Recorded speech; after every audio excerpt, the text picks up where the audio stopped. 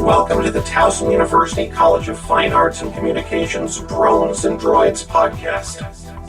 Today we'll hear from Bridget Z. Sullivan as she tells us how her introduction to the internet changed her career and her art. In the mid-90s, I was a grad student working on my MFA in studio art here at Towson University. My husband had taken a job working in OTS, and his office was in the ground floor of the Cook Library. At the time, in addition to doing the painting, I was also doing digital manipulation of photographic images. My undergrad is in photography from Micah. He's very involved. He's like, you really ought to come in. I really want to show you this. We have access to the World Wide Web. Now, at the time, in our home, we had a computer, but we did not have access to the World Wide Web. Primarily just was slow and expensive, and very few people had it. So I came in, and he brought us into his office, and his computer was hooked up directly to the internet.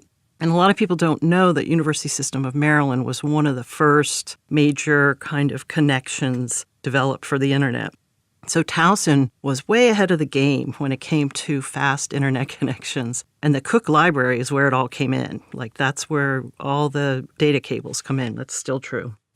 We came in and I looked at it. I'm like, wow, this is incredible. And my girlfriend was with me. She's also an artist. So we were like searching for artists and trying to find people we know. And we come across this one fellow that we both took classes with at Micah years ago, Jeff Gates. And Jeff, who's technically inclined, he had a website. And I was like, oh my God, check it out. It was like a picture of him. He had information about his artwork. He had some images displayed of some public artworks he had done and some writings about his work. And we were just blown away.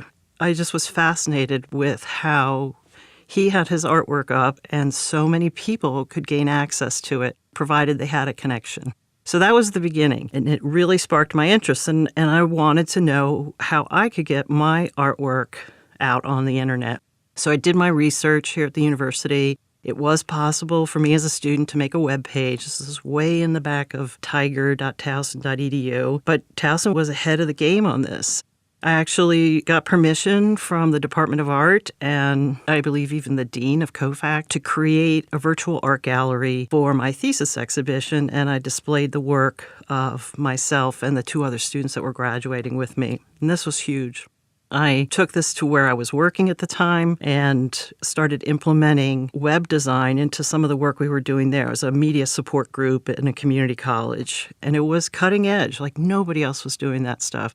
So, as my career evolved, the web took me places that I didn't think I could go. Years ago, I had the opportunity to write the first fully online course here at Towson University. And it really just had to do with those initial moments of inspiration and being able to put content out that everyone can see.